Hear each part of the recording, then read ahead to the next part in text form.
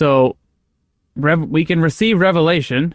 The church can receive revelation just by virtue of the saints collectively seeking it, or asking for it, or wanting it. So if there's moments where we feel like, why aren't we receiving more? The answer might be because collectively we're not asking for it. And I'm not just saying asking with our words, but like we're not demonstrating that we want it. Right? That could be much more of a spiritual thing in our deeds, right? In our heart, in our real intent. So obviously we can't control that collectively. We can just control ourselves individually. But there's a principle there of being united in prayer. That's a Zion principle. How do you receive these great revelations from the Lord? Well, building Zion is part of that. Connecting to the Lord and receiving this further light and knowledge. It's a consequence of Zion being established. So, inasmuch as we build Zion and are effective in being a Zion people, the consequence will be greater light and knowledge coming forth through the veil.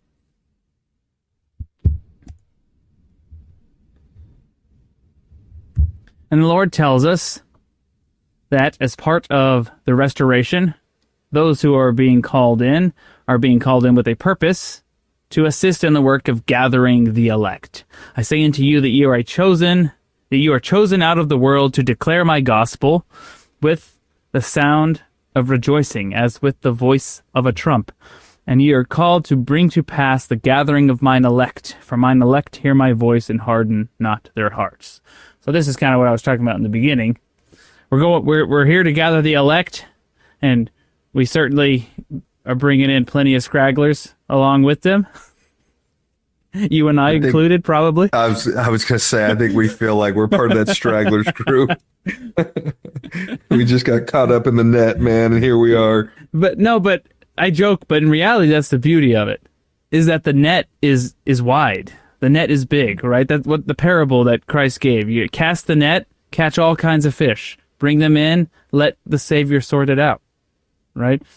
Everyone will go to their appropriate place. Like the Lord will work with the straggler fish as much as he will with the beautiful Caribbean fish. Best analogy we've ever had. I like that. I took it as far as I could. It didn't work out. Okay.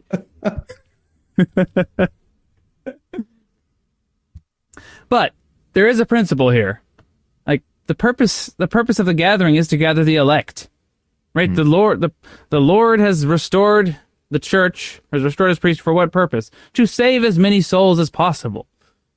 To bring the elect closer to the source of light and truth, that all who can and will hear his voice, that we can come to him and partake of his grace and move forward in eternal progression, move forward towards his image. And that's what it's all about. Like the elect are those who are willing to hear his voice, and the sheep that can recognize his voice and that are willing to follow him. Like that's the criteria, right? It's so easy for us to like judge people based on appearances, based on economic status, based on this, based on that. And it really has nothing to do with any of that. Right?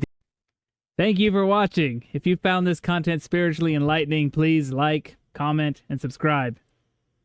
Like the gospel, these little things make all the difference, and it helps the algorithm push out better content for everyone to enjoy on YouTube.